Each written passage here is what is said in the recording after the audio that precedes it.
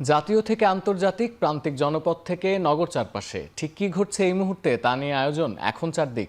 আপনাদের সঙ্গে আছি আমি সতীর্থ কর্মকার। 17 বছর পর দেশের মাটিতে পা রেখে লাখ লাখ জনতার সংবর্ধনা মঞ্চে বিএনপির ভারপ্রাপ্ত চেয়ারম্যান তারেক রহমান বললেন, উই হ্যাভ আ প্ল্যান। দেশের মানুষের ভাগ্য পরিবর্তনে, পরিকল্পনা বাস্তবায়নে সবার সহযোগিতা চাইলেন। বললেন, এ দেশ সবার। একজন মা যেমন স্বপ্ন দেখেন, তেমনি নিরাপদ দেশ গড়ে তোলার প্রত্যয় ব্যক্ত করেন তারেক রহমান। এ সময় পরিস্থিতি, যে কোনো পরিস্থিতি ধৈর্য সহকারে মোকাবিলার আহ্বান জানান তিনি।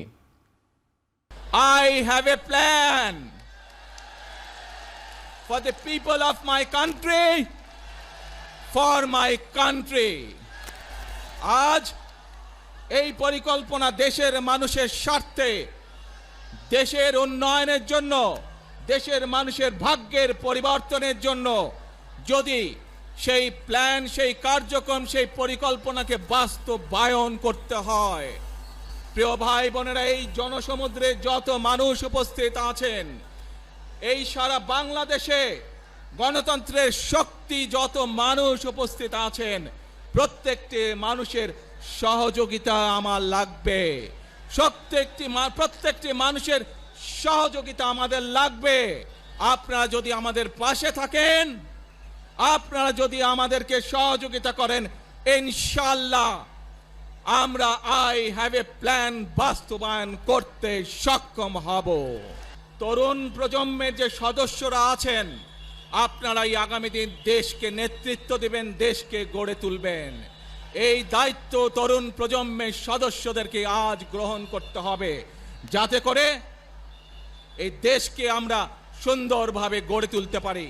শক্ত ভিত্তির উপরে, গণতান্ত্রিক ভিত্তি, শক্তিশালী অর্থনৈতিক ভিত্তির উপরে যাতে এই দেশকে আমরা গড়ে তুলতে পারি। যে কোনো মূল্যে আমাদেরকে এই দেশের শান্তি শৃঙ্খলা রক্ষা করতে হবে। যে কোনো উস্কানির মুখে আমাদেরকে ধীর শান্ত থাকতে হবে। প্রিয় ভাই বোনেরা, আমরা দেশের শান্তি চাই, আমরা দেশের শান্তি চাই। এদিকে এভারকেয়ার হাসপাতালে চিকিৎসাধীন মা বেগম খালেদা জিয়াকে দেখেছেন তারেক রহমান। বিকেলে 4:45টার দিকে গণসংবর্ধন অনুষ্ঠানের মঞ্চ ত্যাগ করে তিনি এভারকেয়ার হাসপাতালের উদ্দেশ্যে রওনা করেন। সন্ধ্যা 5:50 তিনি হাসপাতালে পৌঁছান। এ সময় তার সঙ্গে ছিলেন স্ত্রী ডাক্তার জুবাইদা রহমান ও কন্যা জাইমা রহমান। প্রায় 1.5 ঘন্টা তারা একসঙ্গে খালেদা জিয়ার পাশে ছিলেন। এই দীর্ঘ সময় পরে জিয়া পরিবারের সদস্যরা দেশের মাটিতে প্রথমবারের মতো একসঙ্গে মিলিত হলেন। চিকিৎসাধীন মাকে দেখার পর গুলশানের 196 নম্বর বাসভবনে পৌঁছান তারেক রহমান। বিএনপির ভারপ্রাপ্ত চেয়ারম্যান তারেক রহমান দীর্ঘ 17 বছর প্রবাস জীবন কাটানোর পর ফিরেছেন এই ঠিকানায়।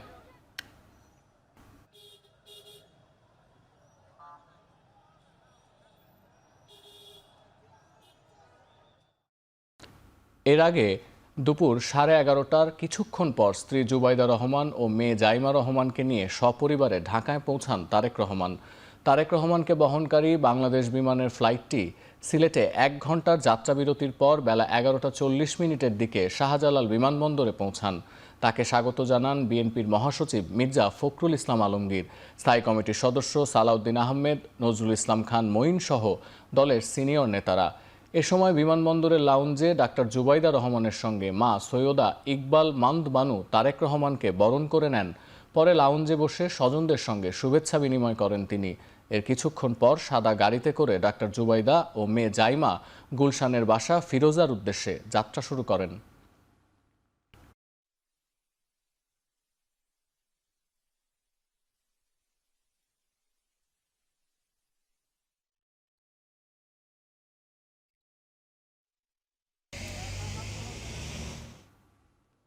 বিএনপির ভারপ্রাপ্ত চেয়ারম্যান তারেক রহমান হজরত শাহজালাল আন্তর্জাতিক বিমানবন্দর থেকে বেরিয়ে লাগোয়া বাগানে খালি পায়ে কিছুক্ষণ দাঁড়িয়ে দেশের মাটি স্পর্শ করেন।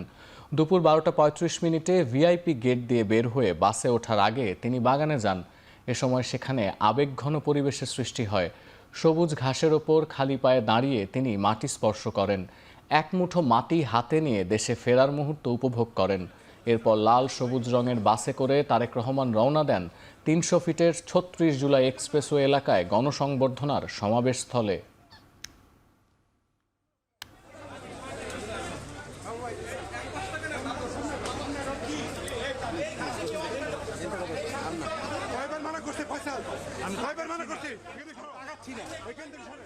পরে নিরাপত্তা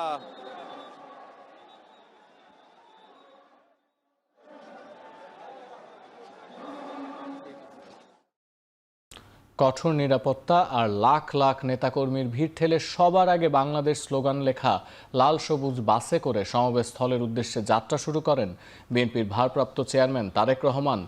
বাসের সামনে দাঁড়িয়ে হাত নেড়ে সবার ভালোবাসার জবাব দেন। দুপুর 12:35 তারেক রহমানকে বহনকারী বাস বিমানবন্দর থেকে বের হয়। সে সময় লাল সবুজ বাস ঘিরে নিরাপত্তা বাহিনীর সদস্য ছাড়াও নেতাকর্মীদের ঢল নামে। 300 ফিটে পৌঁছানোর পুরো যাত্রায় স্লোগানে স্লোগানে মুখরিত থাকে পুরো পথ। ভালোবাসা, শ্রদ্ধায়, সম্মানের সঙ্গে তাদের নেতাকে গন্তব্যে পৌঁছে দেন নেতাকর্মীরা। প্রায় 5 ঘন্টা পর বিকেল 3:30টার পরে তারেক রহমানকে বহনকারী বাস সমাবেশস্থলে পৌঁছায়। এরপর ভিড় ঠেলে স্লোগানের মধ্যে 3:50 তিনি মঞ্চে ওঠেন।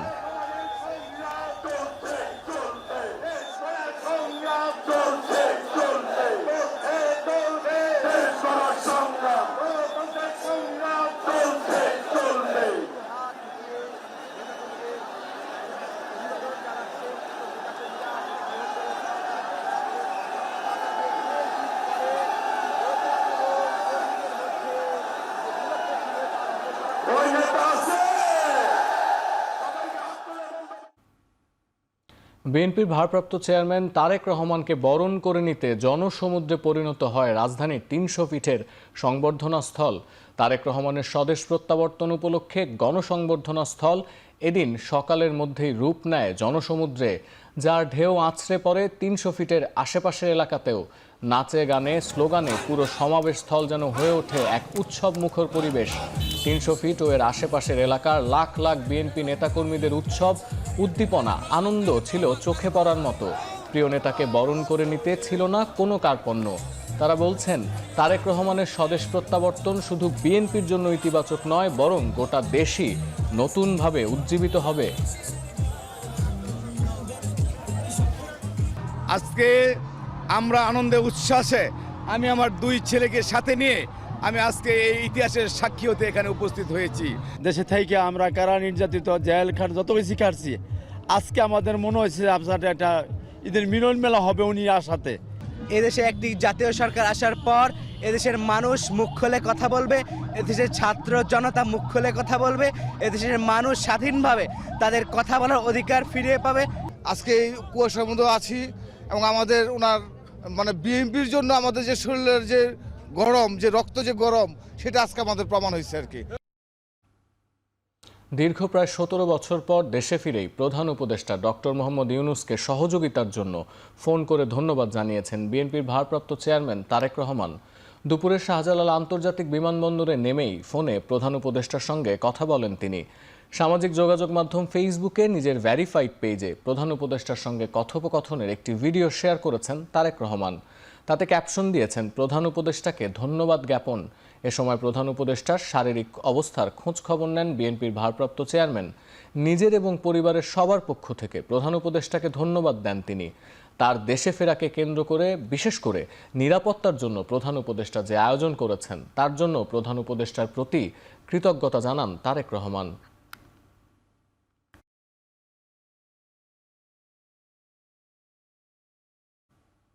এদিকে দীর্ঘ প্রায় 17 বছর পর দেশে ফেরায় বিএনপির ভারপ্রাপ্ত চেয়ারম্যান তারেক রহমানকে স্বাগত জানিয়েছেন বিভিন্ন রাজনৈতিক দলের নেতৃবৃন্দ।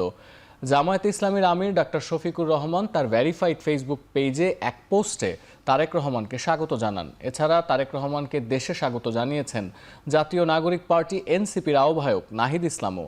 নাহিদ ইসলাম বলেন, তারেক রহমানের প্রত্যাবর্তন দেশে বহুদলীয় গণতন্ত্রের চর্চাকে আরও সুসংহত করবে। তারেক রহমানকে স্বাগত জানিয়ে ফেসবুক পোস্ট দিয়েছেন আরেক এনসিপি নেতা সারজিদ ইসলাম। এদিকে তারেক রহমানকে স্বাগত জানিয়ে ফেসবুকে স্বাধীন বাংলাদেশের প্রথম প্রধানমন্ত্রী তাজউদ্দিন আহমেদের ছেলে সোহেল তাজ লিখেছেন, বিএনপির ভারপ্রাপ্ত চেয়ারম্যানের কাছ থেকে ব্যতিক্রম নেতৃত্ব প্রত্যাশা করে বাংলাদেশ।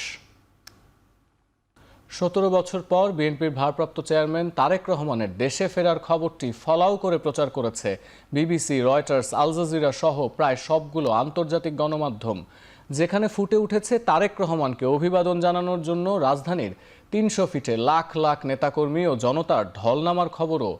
বিএনপির এই শীর্ষ নেতার দেশে ফেরা নিয়ে ব্রিটিশ সংবাদ মাধ্যম বিবিসির শিরোনামে লেখা হয়েছে, 17 বছর নির্বাসনের পর দেশে ফিরেছেন বাংলাদেশের প্রধানমন্ত্রী পদে দৌড়ে থাকা শীর্ষ প্রার্থী। রয়টার্স শিরোনাম করেছে, নির্বাচনের আগে নির্বাসন থেকে ফিরেছেন বাংলাদেশের শীর্ষ প্রধানমন্ত্রী প্রার্থী হিসেবে বিবেচিত নেতা। কাতার ভিত্তিক সংবাদ মাধ্যম আল জাজিরাও তারেক রহমানের দেশে ফেরা নিয়ে প্রতিবেদন প্রকাশ করেছে, যেখানে বলা হয়েছে দীর্ঘ 17 বছরের নির্বাসিত জীবন শেষে দেশে ফিরলেন বাংলাদেশের বিরোধী দলীয় নেতা তারেক রহমান। এনডিটিভি সহ ভারতীয় বিভিন্ন গণমাধ্যমেরও শিরোনাম হয়েছেন বিএনপির ভারপ্রাপ্ত চেয়ারম্যান।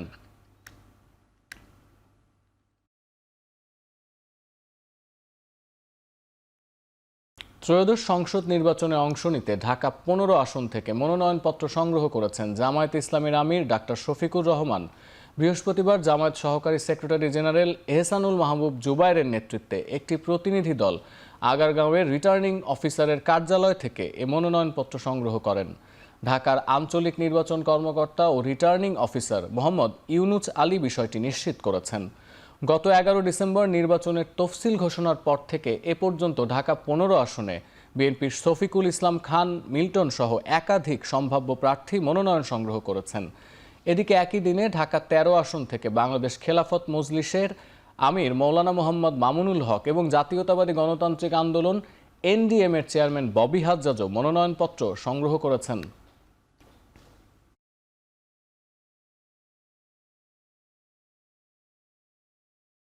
লক্ষ্মীপুরে অগ্নিকাণ্ডে দগ্ধ আরও এক কিশোরীর মৃত্যু হয়েছে। জাতীয় বার্ন ও প্লাস্টিক সার্জারি ইউনিটের আইসিইউতে চিকিৎসাধীন অবস্থায় মারা গেছে 17 বছরের সালমা আক্তার স্মৃতি। বুধবার গভীর রাতে তার মৃত্যু হয় বলে নিশ্চিত করেছে পুলিশ। এর আগে গত 19 ডিসেম্বর সদর উপজেলার ভবানীগঞ্জ ইউনিয়নের চরমনসা গ্রামে বিএনপি নেতা ও ব্যবসায়ী বেলাল হোসেনের বসতঘরে ভয়াবহ অগ্নিকাণ্ড ঘটে। অভিযোগ রয়েছে দুর্বৃত্তরা ঘরের বাইরে থেকে দরজায় তালা লাগিয়ে পেট্রোল ঢেলে আগুন ধরিয়ে দেয়। এতে ঘটনাস্থলেই মারা যায় স্মৃতির ছোট বোন আয়েশা। গুরুতর দগ্ধ হন বেলাল হোসেন ও তার আরও 2 মেয়ে। স্মৃতির শরীরের প্রায় 90% দগ্ধ হয় তাকে আইসিইউতে রাখা হয়। দীর্ঘদিন মৃত্যুর সঙ্গে লড়াই করে অবশেষে মারা যান তিনি। এ ঘটনায় বেলাল হোসেন অজ্ঞাতদের আসামি করে সদর মডেল থানায় মামলা করেছেন। পুলিশ বলছে ঘটনার তদন্ত চলছে।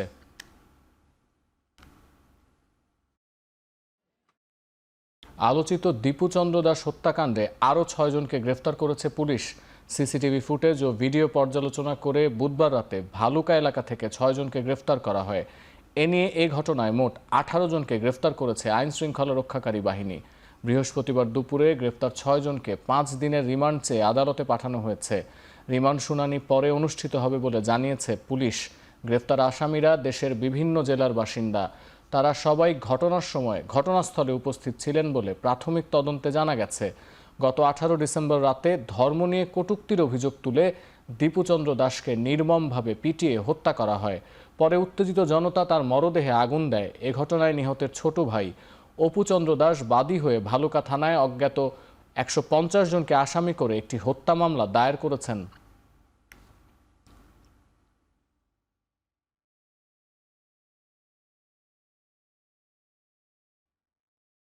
ঝালকাঠির রাজাপুরে বাজি ধরে খালে 100 বার ডুব দিতে গিয়ে বাবু মোল্লা নামে এক কৃষকের মৃত্যু হয়েছে। বৃহস্পতিবার দুপুরে উপজেলার বড়ইয়া জেলার বাজার সংলগ্ন খালে এ ঘটনা ঘটে।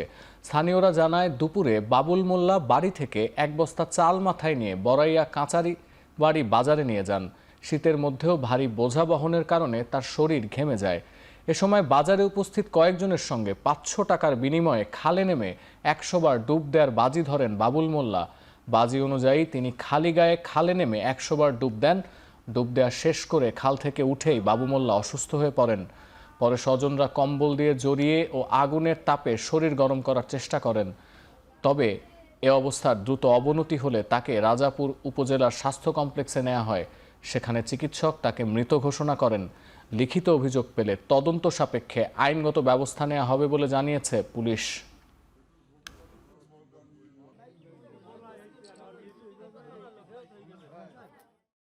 গাজীপুরে আইন শৃঙ্খলা রক্ষাকারী বাহিনীর যৌথ অভিযানে গ্রেফতার করা হয়েছে কথিত জুলাই যোদ্ধা তাহারিমা জান্নাত সুরভিকে। বৃহস্পতিবার গভীর রাতে টঙ্গীর গোপালপুর টেকপাড়া এলাকায় নিজ বাসা থেকে তাকে আটক করা হয়।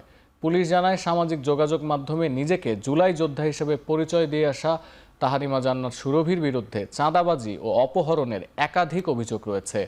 এছাড়াও অন্তর্বর্তী সরকারের উপদেষ্টা এবং সেনাবাহিনীর প্রধানকে নিয়ে সামাজিক যোগাযোগ মাধ্যমে কুরুচিপূর্ণ মন্তব্য করার অভিযোগও রয়েছে তার বিরুদ্ধে। পুলিশ আরও জানায়, গাজীপুরের কালিয়াকৈর থানার দায়ের করা একটি মামলায় তিনি পরোয়ানাভুক্ত আসামি। সাংবাদিক নাইমুর রহমান দুর্জয়ের দায়ের করা ওই মামলার এজাহারে অর্থ আদায়ের উদ্দেশ্যে অপহরণ, ভয়ভীতি প্রদর্শন এবং সামাজিক যোগাযোগ মাধ্যমে ব্ল্যাকমেইলিংয়ের অভিযোগ আনা হয়েছে। গ্রেফতারকৃত তাহমিরা জান্নাত সুরভির বিরুদ্ধে আইনগত প্রক্রিয়া চলমান রয়েছে বলে জানিয়েছে পুলিশ। নোয়াখালীর হাতিয়ার মেঘনা নদীর জগলার চরে আধিপত্য বিস্তারকে কেন্দ্র করে সংঘর্ষ, গোলাগুলির ঘটনায় স্থানীয় দস্যু কোপা শামসু বাহিনীর প্রধান শামসুর মরদেহ উদ্ধার করা হয়েছে। এ ঘটনায় এখনও পর্যন্ত 6 জনের মরদেহ উদ্ধার করা হয়েছে। বিকেলে জগলারচলের একটি কিল্লা থেকে তার মরদেহ উদ্ধার করা হয়েছে বলে জানান হাতিয়া থানার ওসি সাইফুল আলম। মরদেহটি থানায় আনার ব্যবস্থা করা হচ্ছে বলে আরও জানান তিনি। এর আগে মঙ্গলবার মেঘনার বুকে জেগে ওঠা নতুন চর দখলকে কেন্দ্র করে জগলার চরে স্থানীয় মনির মেম্বার গ্রুপ ও শান্ত গ্রুপের সংঘর্ষে 5 জন নিহত হয়। ঘটনার 2 দিন পর কোপা শামসু বাহিনীর প্রধান শামসুর মরদেহ উদ্ধার করা হলো। এ নিয়ে নিহতের সংখ্যা বেড়ে দাঁড়ালো 6 জনে। এ ঘটনায় দুপুরে একটি হত্যা মামলা দায়ের করে নিহত শামসুর ভাই আবুল বাশার।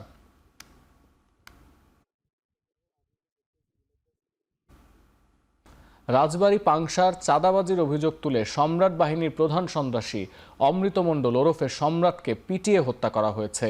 এ সময় 2টি অস্ত্রসহ তার সহযোগী সেলিমকে আটক করে পুলিশে দেয় জনতা।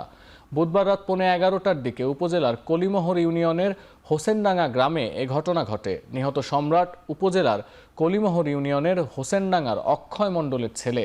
স্থানীয়রা জানায়, নিহত সম্রাট নিজেই তার নামে একটি সন্ত্রাসী বাহিনী গড়ে তুলে দীর্ঘদিন ধরে মানুষকে ভয়ভীতি দেখিয়ে সন্ত্রাস ও চাঁদাবাজি করে আসছিল। এর ধারাবাহিকতায় স্থানীয় একটি বাড়িতে চাঁদা দাবি করেন তিনি, কিন্তু তারা চাঁদার টাকা দিতে অস্বীকৃতি জানায়। পরে বুধবার রাতে সম্রাট তার বাহিনীর সদস্যদের নিয়ে ওই বাড়িতে চাঁদার টাকা আনতে গেলে সবাই ডাকাত ডাকাত বলে চিৎকার করে। এক পর্যায়ে আশেপাশের লোকজন এসে সম্রাট সহ বেশ কয়েকজনকে গণপিটুনি দেয়।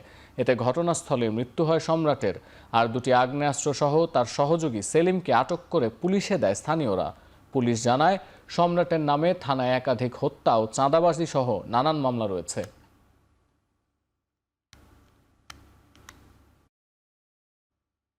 প্রথম আলো ও ডেইলি স্টার কার্যালয়ে হামলা, অগ্নিসংযোগ এবং সাংবাদিক নুরুল কবিরকে হেনস্থার প্রতিবাদে সুনামগঞ্জে মানববন্ধন অনুষ্ঠিত হয়েছে। বৃহস্পতিবার দুপুরে শহরের আলফাত স্কোয়ারে সুনামগঞ্জ প্রেস ক্লাবের আয়োজনে ঘণ্টাব্যাপী এই মানববন্ধন কর্মসূচি পালিত হয়। কর্মসূচিতে জেলার বিভিন্ন গণমাধ্যম কর্মীর পাশাপাশি বিভিন্ন শ্রেণী পেশার মানুষ অংশ নেন। সুনামগঞ্জ প্রেস ক্লাবের সভাপতি পঙ্কজ কান্তিদের সভাপতিত্বে মানববন্ধনে বক্তব্য দেন সাংবাদিক ও রাজনৈতিক নেতারা। বক্তারা গণমাধ্যমে হামলা ও সাংবাদিকদের হয়রানির নিন্দা জানিয়ে এসব ঘটনার সঙ্গে জড়িতদের দ্রুত বিচারের দাবি জানান। তারা বলেন, গণমাধ্যমের স্বাধীনতা ক্ষুণ্ণ হলে ব্যাহত হবে গণতন্ত্র।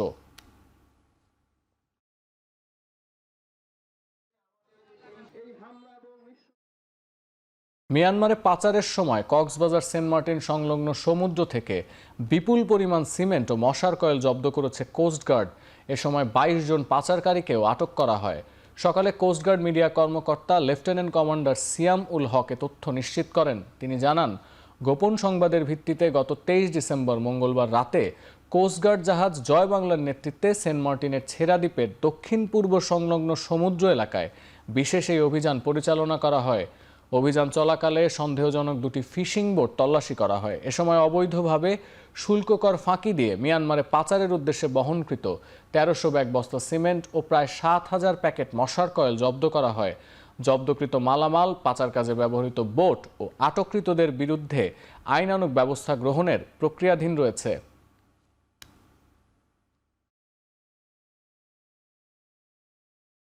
বগুড়ার TMSS হাসপাতালে হেমাটোলজি ও বোন ম্যারো ট্রান্সপ্লান্ট সেন্টারের উদ্বোধন করা হয়েছে। ঢাকার পর এটি দেশের দ্বিতীয় এবং উত্তরবঙ্গের সর্ববৃহৎ ক্যান্সার কেয়ার ইউনিট হিসেবে আত্মপ্রকাশ করল। হেমাটোলজি ও বোন ম্যারো ট্রান্সপ্লান্ট সেন্টারের উদ্বোধন করেন BMDCর সভাপতি প্রফেসর ডাক্তার মোহাম্মদ সাইফুল।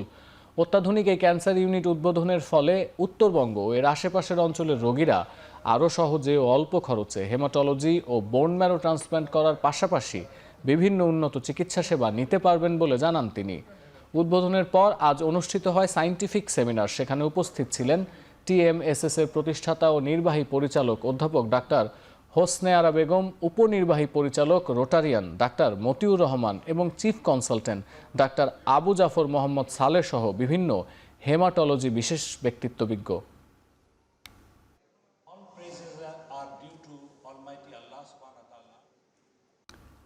পৃথিবী থেকে অশান্তি দূর করে শান্তি ও সমৃদ্ধি কামনায় বড়দিন উদযাপন করেছে দেশের খ্রিস্টান সম্প্রদায়।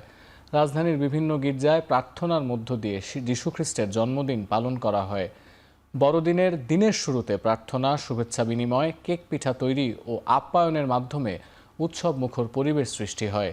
রাজধানীর অভিজাত হোটেল ও রেস্তোরাঁগুলোতেও বড়দিন উপলক্ষে বিশেষ আয়োজন করা হয়। আলোয় সাজানো ক্রিসমাস ট্রি, প্রার্থনা ও শিশুদের জন্য সান্তাক্লজের উপহার বিতরণ উৎসবকে আরও রঙিন করে তুলেছে।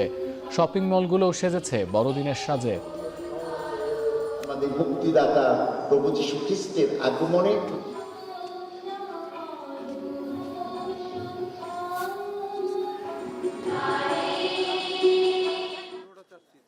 একটি বিশেষ দিন, মানে এই দিনটির জন্য আমরা সারা বছর অনেক অপেক্ষা করি। প্রার্থনার পরে আমরা বাসায় যাব, সবাই একসাথে লাঞ্চ করব। শান্তির বাণীটা সবার মধ্যে ছড়িয়ে দিতে পারি এবং সবার মধ্যে ভেদাভেদগুলো সবার সাথে মিলে যেতে পারি, তাহলে আমরা আশা করি যে দেশে শান্তি নেমে আসবে। তার এই জন্মতিথি আমাদের মধ্যে বয়ে আনুক, এই ধরাতে বয়ে আনুক শান্তি, সুখ ও আনন্দ। বিশ্বে সকল স্থানে, সকল দেশে, জাতিতে এবং আমাদের বাংলাদেশে বিশেষভাবে আমরা শান্তির জন্য প্রার্থনা করেছি। রাজধানীর বাইরেও সারা দেশে উৎসব মুখর পরিবেশে উদযাপিত হয় খ্রিস্ট ধর্মাবলম্বীদের সবচেয়ে বড় ধর্মীয় উৎসব বড়দিন। ভোরের আলো ফুটতেই গির্জায় গির্জায় শুরু হয় নানা আচার অনুষ্ঠান। কুয়াশাচ্ছন্ন ভোর, আলো ফুটতেই যিশুর ভক্তরা হাজির হন চট্টগ্রামের 400 বছরের পুরনো পাথরঘাটা গির্জায়। ধর্মযাজকের কণ্ঠে যিশু খ্রিস্টের অমীয় বাণী, সুরে সুরে সে বন্দনায় মাতেন ভক্ত অনুসারীরা। রাজশাহীতে নগরীর বাগানপাড়ায় উত্তম মেষপালক ক্যাথিড্রাল গির্জায় শুরু হয় দিনের প্রথম প্রার্থনা। ধর্মীয় রীতি মেনে গির্জায় মৃতদের আত্মার শান্তি কামনায় জ্বালানো হয় মোমবাতি। ময়মনসিংহের গির্জাগুলোতেও ভোর থেকে আসতে শুরু করেন খ্রিস্ট ধর্মাবলম্বীরা। একসঙ্গে সমবেত হন প্রার্থনায়, ঢোলের তালে তালে নাচ গান কীর্তন করে যোগ দেন আনন্দের বাড়তি মাত্রায়। উৎসব মুখর পরিবেশে বরিশাল নগরীর ক্যাথলিক চার্চে শুরু হয় আনুষ্ঠানিকতা। এরপর ধর্মীয় গীত পরিবেশন করেন শিল্পীরা। এছাড়া কুমিল্লা, মেহেরপুর, শেরপুর, পাবনা সহ দেশের বিভিন্ন জেলায় বর্ণাঢ্য আয়োজনের মধ্যে দিয়ে পালিত হয়েছে বড়দিন। এ সময় বিশেষ প্রার্থনা, ধর্মীয় গান, বাইবেল পাঠ ও শান্তির বাণী প্রচার করা হয়।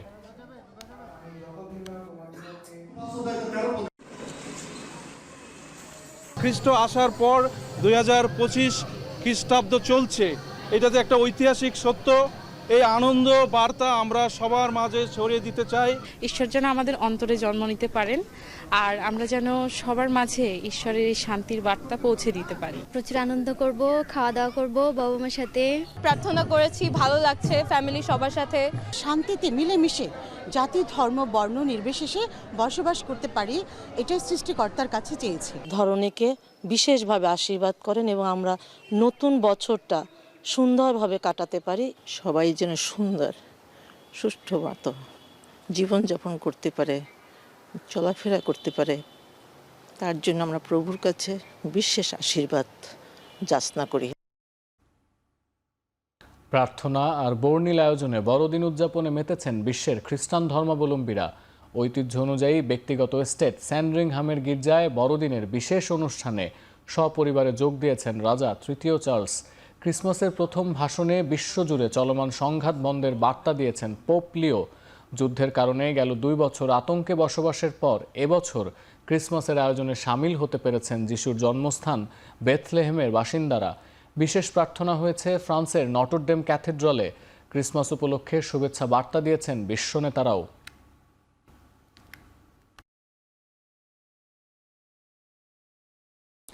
আন্তর্জাতিক মহাকাশ স্টেশন থেকে পৃথিবীতে বড়দিনের শুভেচ্ছা বার্তা পাঠিয়েছেন নভোচারীরা।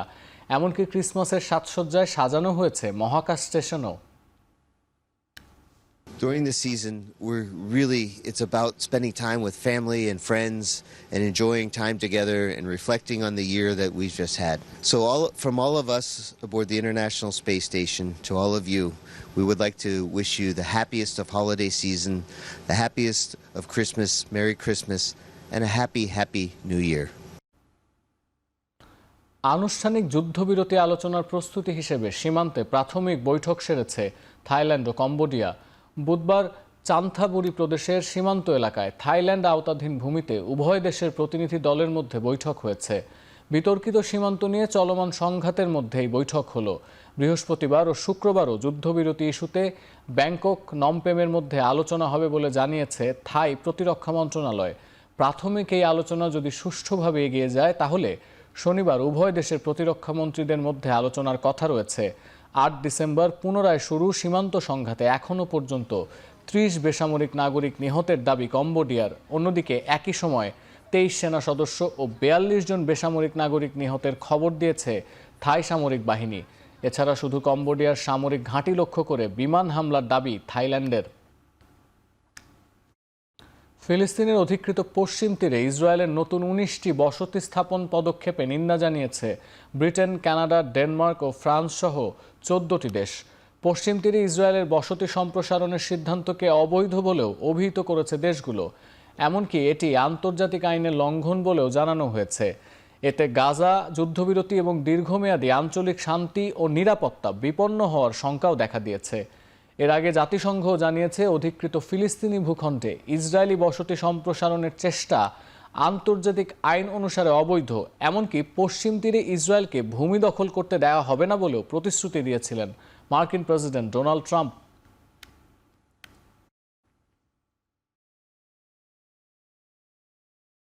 রাশিয়া ইউক্রেন চলমান সংঘাত নিরসনে এবার ২০ দফা সংশোধিত যুদ্ধবিরতি প্রস্তাব দিলেন ভলোদিমির জেলেনস্কি। কিয়েভে আয়োজিত সংবাদ সম্মেলনে ইউক্রেনীয় প্রেসিডেন্ট জানান, ইউক্রেনের নতুন প্রস্তাবে যুক্তরাষ্ট্রের দেয়া আগের যুদ্ধবিরতির শর্তগুলো প্রতিফলিত হয়েছে। ইউক্রেনের সার্বভৌমত্ব নিশ্চিত, ইউরোপ ও যুক্তরাষ্ট্রের কাছ থেকে নেটো ধাঁচের শক্তিশালী নিরাপত্তা নিশ্চয়তা, কিয়েভের সশস্ত্র বাহিনীর আকার ৮ লাখের মধ্যে রাখা ও দনবাসে মুক্ত অর্থনৈতিক অঞ্চল প্রতিষ্ঠার মতো বিষয়গুলো অন্তর্ভুক্ত করা হয়েছে নতুন প্রস্তাবে। এছাড়া ২০ দফায় রাশিয়া ইউক্রেনের মধ্যে বিবাদমান আঞ্চলিক ইস্যুগুলো অন্তর্ভুক্ত আছে। তবে এই প্রস্তাবটি চূড়ান্ত নয় বলে জানিয়েছেন জেলেনস্কি। তবে তিনি জানান, ভবিষ্যৎ আলোচনার সময় এর বিধানগুলোতে সংশোধনী আসতে পারে। এদিকে জেলেনস্কির নতুন প্রস্তাবের বিষয়ে কোনো মন্তব্য না করলেও ক্রেমলিনের মুখপাত্র দিমিত্রি পেসকভ জানান, বিদ্যমান চ্যালেঞ্জগুলোর মাধ্যমেই শান্তি আলোচনা অব্যাহত রাখবে রাশিয়া। নাইজেরিয়ার মাইদুগুরিতে একটি মসজিদে বিস্ফোরণের ঘটনায় অন্তত ৫ জন নিহত হয়েছেন। দেশটির পুলিশ বিভাগ জানায়, বিস্ফোরণের সময় মসজিদে নামাজ পড়ছিল মুসল্লিরা। তবে ঘটনাটির দায় এখনও স্বীকার করেনি কোনো সন্ত্রাসী সংগঠন। প্রায় ২ দশক ধরে মাইদুগুরি শহরে সন্ত্রাসী কার্যক্রম চালাচ্ছে বোকো হারেম ও এর শাখা সংগঠন ইসলামিক স্টেট ওয়েস্ট প্রভিন্স। ইতোমধ্যে শহরটির বিভিন্ন স্থানে সন্ত্রাসী সংগঠনটির চালানো হামলায় প্রাণ হারিয়েছে কয়েক হাজার মানুষ। এছাড়া বাস্তুচ্যুত হয়েছে মাইদুগুরির অনেক বাসিন্দা।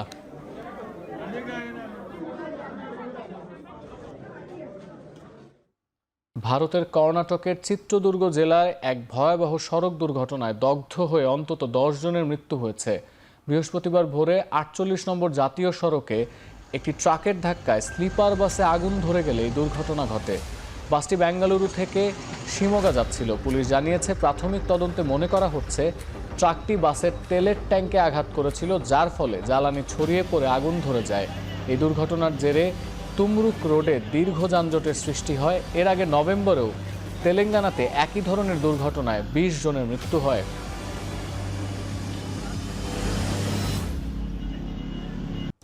এবার খেলার খবর। চট্টগ্রাম রয়্যালস কর্তৃপক্ষের চিঠির প্রেক্ষিতে আনুষ্ঠানিকভাবে দলটির দায়িত্ব বুঝে নিয়েছে বিসিবি। চট্টগ্রামের প্রধান কোচ হিসেবে মিজানুর রহমান বাবলুকে এবং টিম ডিরেক্টর পদে হাবিউল বাশার সুমনকে দায়িত্ব দেওয়া হয়েছে। এছাড়া নাফিস ইকবালকে করা হয়েছে চট্টগ্রামের টিম ম্যানেজার। এর আগে শুরুতে প্রধান কোচ হিসেবে দেশীয় টেকনিশিয়ান মমিনুল হকের নাম জানিয়েছিল চট্টগ্রাম। পরে সিদ্ধান্ত বদলে প্রধান কোচ হিসেবে দক্ষিণ আফ্রিকার জাস্টিন কেমকে নিয়োগ দেওয়ার কথা জানায় তারা। গত ২০ ডিসেম্বর সন্ধ্যায় দলের প্রধান কোচের নাম ঘোষণা করেছিল চট্টগ্রাম রয়্যালস। এবার জানা গেল ৪৮ বছর বয়সী সাবেক এই প্রোটিয়া বোলিং অলরাউন্ডার বিপিএলে আসছেন না। শুক্রবার বিপিএলে প্রথম দিনে নোয়াখালী এক্সপ্রেসের মুখোমুখি হওয়ার কথা চট্টগ্রাম রয়্যালসের।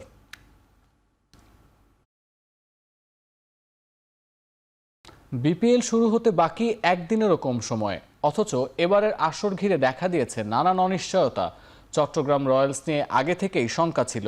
এবার বিপিএল বয়কটের হুমকি দিয়েছেন ফ্র্যাঞ্চাইজি নোয়াখালী এক্সপ্রেসের কোচ খালেদ মাহমুদ সুজন ও তালহা জুবায়ের। জানা গেছে নিজেদের প্রথম ম্যাচে নামার আগে আনুষ্ঠানিক অনুশীলনে মাঠে দেখা যায়নি নোয়াখালীকে।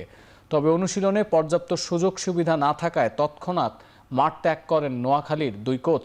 যাওয়ার সময় নিজের পক্ষ থেকে এবারের বিপিএল বয়কট করার হুমকি দেন সুজন।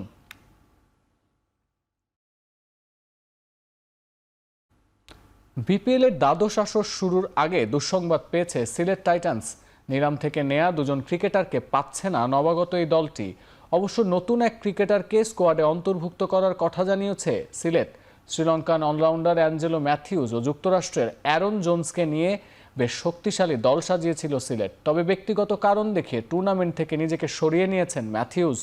অন্যদিকে ক্রিকেট বোর্ড থেকে এনওসি না পাওয়ায় বিপিএল খেলতে আসছেন না জোন্সও। এই দুই ক্রিকেটারকে না পেলেও আসন্ন বিপিএলে সিলেটের জার্সি গায়ে মাঠ মাতাবেন হজরতুল্লাহ জাজাই। আফগানিস্তানের তারকা ওপেনার ইনিংসের শুরুতে ব্যাট হাতে ঝড় তুলতেই অভ্যস্ত। ২৬ ডিসেম্বর রাজশাহী ওয়ারিয়র্সের বিপক্ষে ম্যাচ দিয়ে আসর শুরু করবে সিলেট টাইটান্স।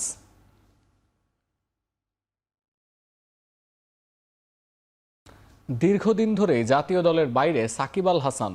কবে তিনি পুরোনায় লাল সবুজ জার্সিতে খেলতে পারবেন তা নিয়ে ভক্তদের প্রশ্নের কোনো অন্ত নেই। বুধবার বছরের শেষ বোর্ড সভায় এ বিষয়ে বিসিবির ভাবনা জানিয়েছেন বোর্ড পরিচালক আমজাদ হোসেন। অন্যান্য বেশ কিছু বিষয় খোলসা করেছেন তিনি।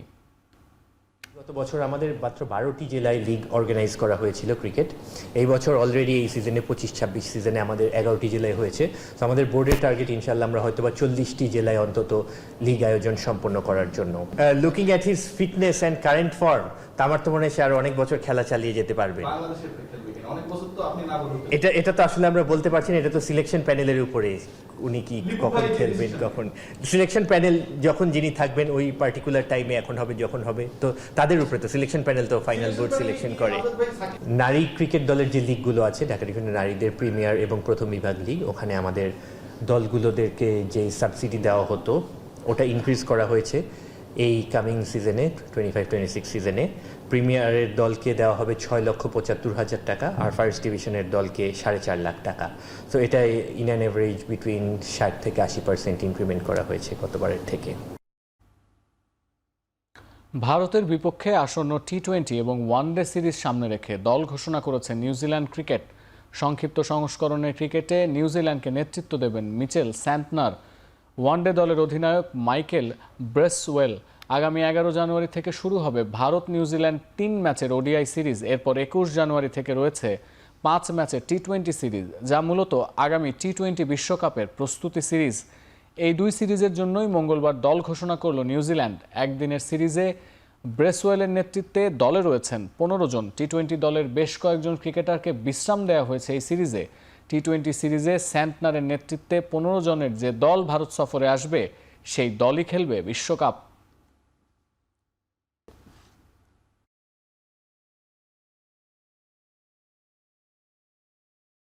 শেষ করছি এখন চারদিক। এখন টেলিভিশন ওয়েবসাইটে দেখতে ভিজিট করুন www.ekhon.tv। এছাড়া ফেসবুকে দেখতে ভিজিট করুন facebook.com/tv.ekhon। আর ইউটিউবে দেখতে ভিজিট করুন youtube.com/c/ekhon tv।